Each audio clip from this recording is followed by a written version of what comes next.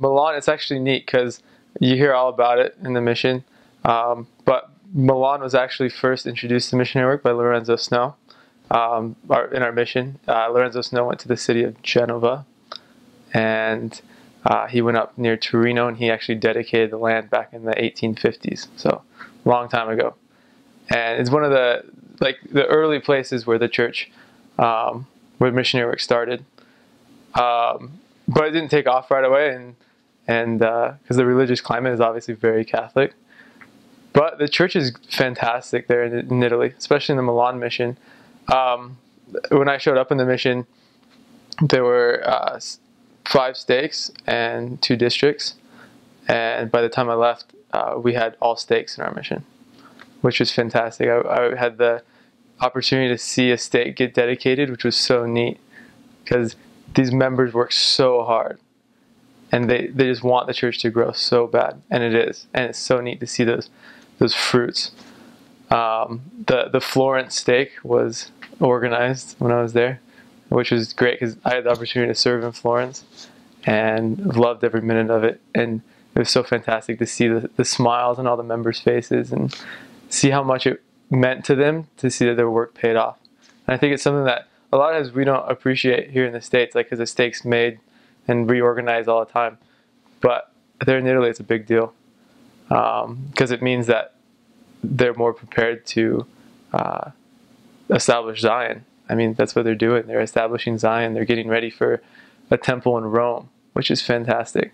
And every member in Italy will talk to you about the temple in Rome and how excited they are to go there. Which is funny because a lot of them live really close to Switzerland and live like an hour away from the Swiss temple. But to have a temple in your home country means a lot to them. And that's kind of like a main point that they always talk about, the Italians. And it's great because it gives them a goal to work towards, and they're excited for it. I know I had one branch that the church building, this was in Piacenza, it's this small town in Italy, and the church building was above like a department store. And it was just like this office up above the department store, tiny. But everyone knew where it was. Everyone knew that the Mormon church was in the middle of downtown Piacenza above this department store. And every Sunday we had about 20 people there. So it was unique because you got 20 people, no air conditioning, so it's really hot in the church building. And we had this neat little like pipe organ, this pump organ. And it was just a unique experience. You felt like it was like you're with your family worshiping, you know? Because everyone knows everyone, and they've known each other for years, and they've gone to church on Sunday with these same people. And it's a neat environment. I also had the chance to serve in Como, in Lake Como. And there the church is pretty well established. They have 2 wards there, which is amazing for an Italian city. And what's cool there is that the church building used to be the summer home, the villa of the Pope. And so it's like a mansion. From the outside, it looks like a mansion. It's got a fantastic view of the lake and everything. And there's still like a statue of the Virgin Mary outside. So it's interesting. You walk, but like right when you walk in the door, you know it's an LDS church, because everything's LDS. Like you see the hymn books, you see it's all the same, and it's just a great testimony that like the church is the same wherever you go. There's different things and there's different people, but the gospel is the same and it doesn't change. So I started out in Alessandria, which was in Piemonte. It's near Torino, up in the north, and then I went to Piacenza, a little south of Milano. And then I had the wonderful opportunity of going to San Remo, which is on the Italian Riviera. It's right on the border of France. And I loved that area to death. And when I was there, I had the chance to open a city called Imperia, which had never seen missionaries before. And then I served in Lake Como.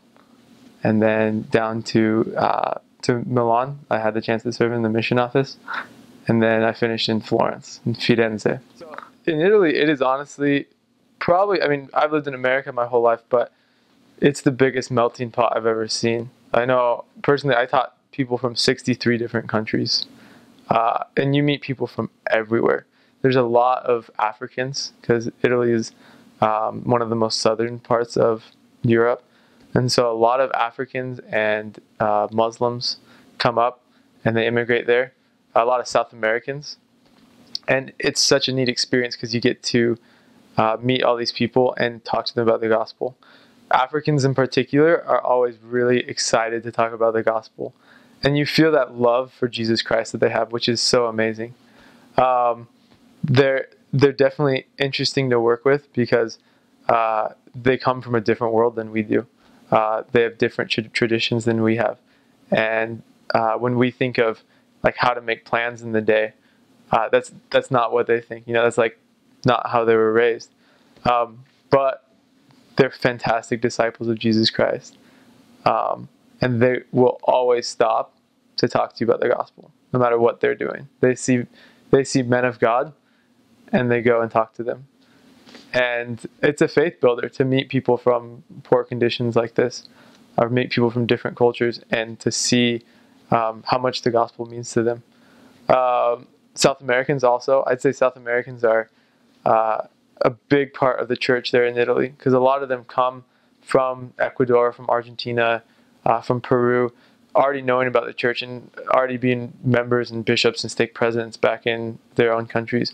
And then they come to Italy and they really help the church grow. And they all, even if they're not members of the church, Peruvians that you meet on the street, they always know what the Mormon church is. And so it's a neat, I think it's a really helpful thing for Italian culture, because this melting pot brings the church into the center stage.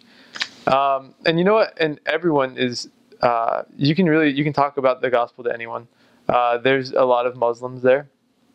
I know initially when I went there to Italy, it was discouraged to talk to them about the gospel. It was kind of dangerous, especially because a lot of people that practice Islam, they are unsafe.